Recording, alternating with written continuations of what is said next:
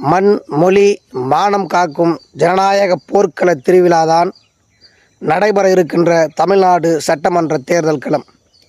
இந்த தேர்தல் களத்தில் எதிரிகளை வீழ்த்தக்கூடிய நமக்கான சக்தி வாய்ந்த ஆயுதம்தான் கடந்த 5 ஆண்டுகால திராவிட மாடல் ஆட்சியினுடைய சாதனை திட்டங்கள். ஏறக்குறைய 12 ஆண்டுகளுக்கு மேலாக ஒன்றியத்தில் ஆட்சி செய்து கொண்டிருக்கின்ற மதவாத சக்திகள் தமிழ்நாட்டையும் தமிழ்நாட்டு மக்களையும் தொடர்ந்து வஞ்சித்திருக்கிறது. மக்கள் விரோத போக்கை கடைபிடித்திருக்கின்ற பாசிச சக்திகளை வீழ்த்த வேண்டும். அதற்கு துணை போகின்ற தமிழ்நாட்டில் உள்ள அதிமுக அதனுடைய கூட்டணி கட்சிகளுடைய கொட்டத்தை அடக்க வேண்டும். தமிழ்நாடு வளம் பெற வேண்டும். தமிழ்நாட்டு மக்கள் வளர்ச்சி பெற வேண்டும்.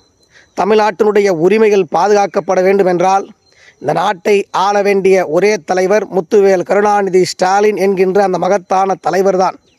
ஒன்றியத்தில் ஆட்சி செய்து கொண்டிருக்கின்ற மோடி அரசினுடைய அவலங்களையும் மக்கள் விரோத போக்கையும் கண்டித்து குரல் கொடுக்கக்கூடிய ஒரே தலைவர் இந்தியாவில் உண்டென்று சொன்னால் துணிச்சலான தலைவர்தான் நம்முடைய திராவிட மாடல் அரசினுடைய முதல்வர், திராவிட முன்னேற்றக் கழகத்தினுடைய தலைவர் முத்துவேல் கருணாநிதி ஸ்டாலின் என்கின்ற அந்த மகத்தான தலைவர். நமக்கான நாட்கள் குறைவாக இருக்கிறது. களத்திலே தீவிரமாக களமாடுங்கள். நாம் அனைவரும் எதிர்பார்த்து காத்து கொண்டிருக்கின்ற திமுகவுடைய வேட்பாளர் பட்டியல் இன்று மாலை அறிவிப்பதாக தகவல் கிடைத்திருக்கின்றது. அதன் அடிப்படையில் திராவிட முன்னேற்றக் கழக தலைமையிலான கூட்டணி தமிழ்நாட்டில் உள்ள 234 தொகுதிகளில் திமுக 164 இடத்தில் திமுக வேட்பாளர்கள் களம் காணுகிறார்கள். திமுகவுடைய கூட்டணி கட்சிகள் திமுகவுடைய உதயசூரியன் சின்னத்தில் 11 இடங்களில் போட்டியிடுகிறார்கள். மொத்தமாக திமுக உதயசூரியன் சின்னத்தில் 175 இடங்களில் போட்டியிடுகிறது. மீதமுள்ள 59 சட்டமன்ற தொகுதிகளில் திமுக கூட்டணி கட்சிகளான காங்கிரஸ், விசிக, கம்யூனிஸ்ட் கட்சிகள், மதிமுக, மனிதநேய மக்கள் கட்சி, கொங்கு நாடு மக்கள் தேசிய கட்சி, IUML இப்படி திமுகவுடைய கூட்டணி கட்சிகள் 59 இடங்களிலே களம் காணுகிறது.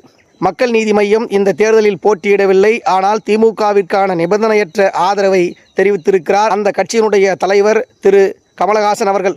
கூட்டணி கட்சி கழகத்தினுடைய தோழர்களும் திமுகவினுடைய தொண்டர்களும் ஒட்டுமொத்தமாக ஒருங்கிணைந்து நமக்கான தலைவர், நமக்கான முதல்வர் முத்துவேல் கருணாநிதி ஸ்டாலின் என்பதை உணர்ந்து ஒவ்வொருவரும் களத்தில் நம்முடைய இலக்கை நோக்கி பயணிக்க வேண்டும். எதிரிகளுடைய விமர்சனங்களை முறியடிக்க வேண்டுமென்றால் திமுகவினுடைய சாதனை திட்டங்களை சொன்னால் போதும். திமுகவினுடைய சாதனை திட்டங்களை மட்டுமல்ல, எதிரிகள் நமக்கு செய்திருக்கின்ற துரோகத்தையும் பட்டியலிட வேண்டும். இதற்கான பணிகளை நாம் தீவிரப்படுத்த வேண்டும்.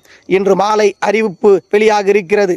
வேட்பாளர்கள் யாராக இருந்தாலும், எந்த தொகுதியில் எந்த கூட்டணி கட்சிகள் திமுக போட்டியிட்டால்